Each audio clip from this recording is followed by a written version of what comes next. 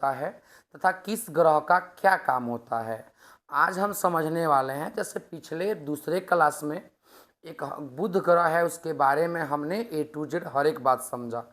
इस क्लास में हम समझेंगे जिस पर हम रहते हैं, जो हमारे जीवन के लिए बहुत ज़्यादा उपयोगी है, यानी कि पृथ्वी। उस ग्रह के बारे में आज हम जानने का प्रयास करेंगे कि आखिर पृथ्वी क्या है, पृथ्वी पर कितना जल है, पृथ्वी का सबसे बड़ा खाई क्या है, या पृथ्वी का घूर्णन काल क्या है, या पृथ्वी का परिभ्रमण काल क्या है। तो आइए आज के क्लास को शुरू करते हैं।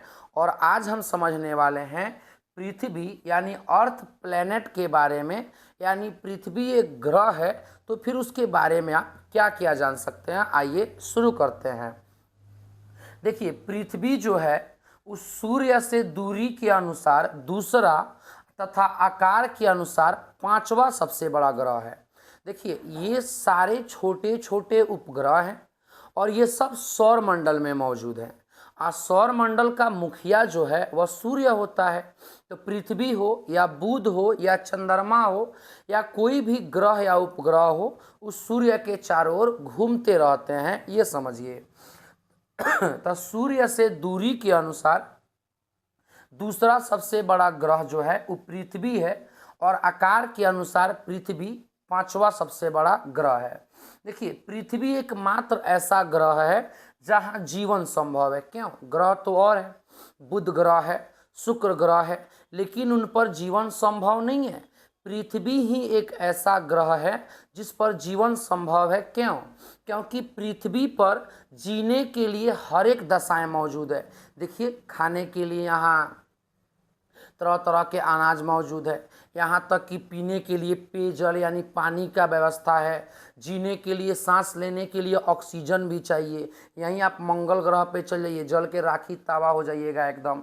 इसीलिए पृथ्वी को हम नीला ग्रह भी कहते हैं। देखिए, यहाँ से कम 1000 किलोमीटर तक ऊपर जाया जाएगा तो आपको वायुमंडल मिलेगा, और 1000 के पार जैसे जाइएगा तो वो जो एरिया होता है अंतरिक्ष बोलता है। अंतरिक्ष में ना आदमी बैठ सकता है ना आदमी चल सकता है, क्योंकि अंतरिक्ष में ना ताप है ना दाब है। वहाँ अंतरिक्ष में कुछ नहीं होता है, निर्वात हम उसको बोलते हैं, खाली है। तो अंतरिक्ष से जाकर जब धरती पर देखा जाता है तो इस धरती पर इतना ना जल है, लगभग 71% जल है। पूरी पृथ्वी जलमग्न और नीला दिखाई देती है। इसी के कारण हम पृथ्वी को नीला ग्रह कहते हैं। देखिए, हम तो पृथ्वी पर खड़े हैं, यहाँ से सूर्य बहुत दूर है। लगभग कितना दूर है? 15 करोड़ किलोमीटर दूर है पृथ्वी सूर्य से, या सूर्य से पृथ्वी कह लीजिए।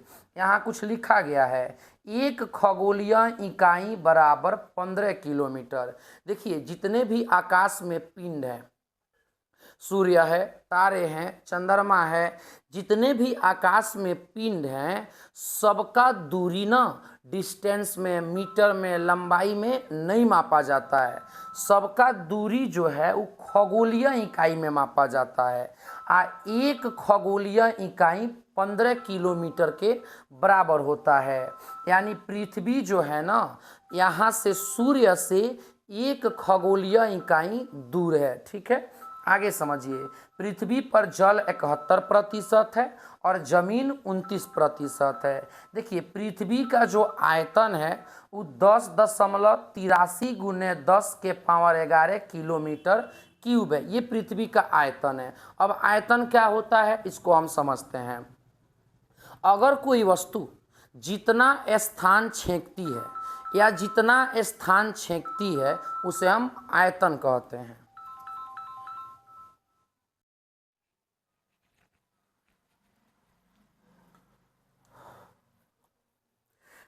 पृथ्वी का आयतन जो है वो 10.83 × 10⁻11 किलोमीटर क्यूब है।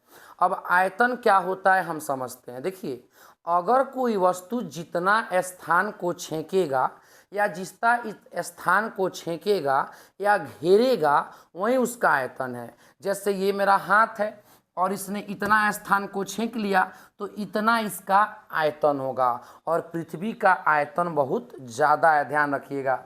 देखिए पृथ्वी की सबसे बड़ी चोटी जो है वो माउंट एवरेस्ट है, ये तो सबको पता है कि पृथ्वी की सबसे बड़ी चोटी माउंट एवरेस्ट है, जिसकी ऊंचाई लगभग 8,850 किलोमीटर है, ध्यान रखिएगा। ठीक है, आगे समझने का प्रयास करते हैं। देखिए पृथ्वी सब जगह एक ही तरह का नहीं है, पृथ्वी पर कहीं गड्ढे हैं, पृथ्वी पर कहीं समतल है, पृथ्वी पर कहीं पठार है तो खाई भी है। जैसे सबसे बड़ी जो चोटी है वह माउंट एवरेस्ट है, उसी प्रकार पृथ्वी का सबसे बड़ा खाई जो है, सबसे बड़ा गर्त जो है वो मेरियाना ट्रेंच है, जिसकी गहराई 11,334 मीटर, बहुत ज़्यादा अंदर हुआ। ये जमीन के अंदर होल है, यानी पृथ्वी का सबसे बड़ा खाई जो है उसका नाम है मेरियाना ट्रेंच, जो 11,334 मीटर गहरा है। देखिए यहाँ पृथ्वी के सबसे नीचे जो झील है उस झील का नाम है मृत सागर झील। यानी मृत सागर झील जो है ना वो पृथ्वी के सबसे निचले हिस्से में पाया जाता है। आपसे एक सवाल पूछता है बीपीएससी कि पृथ्वी के सबसे नीचे भाग में मौजूद झील को क्या कहते हैं, तो मृत सागर झील कहते हैं। देखिए पृथ्वी अगर अपने धुरी पर घूमेगी तो हम उसे घूर्णन काल कहेंगे, और यदि पृथ्वी सूर्य के चारों ओर घूमेगी तो उसे हम परिक्रमण काल कहेंगे। जैसे पृथ्वी अगर अपना एक चक्कर लगाता है, यदि पृथ्वी अपना एक चक्कर लगाता है तो वह घूर्णन काल यानी 24 घंटा में लगा लेता है, यानी दिन हुआ रात हुआ पृथ्वी एक बार घूम चुका है। लेकिन सूर्य के चारों ओर एक चक्कर यदि पृथ्वी को लगाना है तो पूरे एक साल यानी लगभग 365 दिन का समय लेगा। पृथ्वी का एक ही उपग्रह है। देखिए हर एक ग्रह का अपना अपना उपग्रह होता है, लेकिन एक बुध ऐसा ग्रह है जिसका कोई उपग्रह नहीं है, लेकिन पृथ्वी का एक उपग्रह होता है ओनली, उसका नाम है चंद्रमा। यहाँ धरती पर दिवस भी मनाया जाता है, पृथ्वी दिवस हम 22 अप्रैल को मनाते हैं। उम्मीद है कि आपको समझ में आया होगा। आइए आगे समझने का प्रयास करते हैं। देखिए पृथ्वी जो है वह घूर्णन गति भी करती है, अब पृथ्वी जो है वह परिक्रमण गति भी करती है।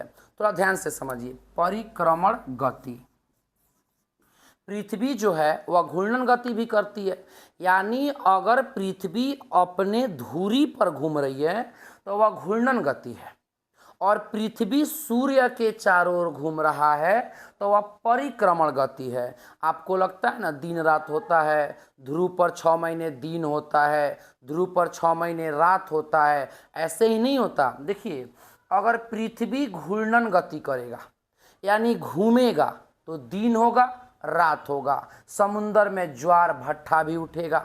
अब आपके मन में सवाल होगा कि ज्वार भट्टा क्या है। देखिए समुंदर के लहरों का ऊपर जाना और समुंदर के लहरों का नीचे आना ही ज्वार भट्टा कहलाता है। तो आपसे सवाल पूछा जाएगा दिन रात घूर्णन गति, ज्वार भट्टा घूर्णन गति, लेकिन यदि मौसम में परिवर्तन होता है, कभी धूप कभी ठंडी कभी छाँव, तो वो पृथ्वी के परिक्रमण गति के कारण होता है।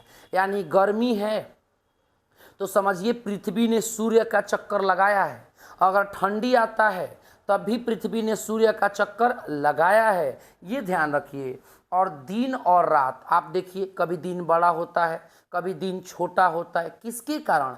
पृथ्वी के परिक्रमण गति के कारण।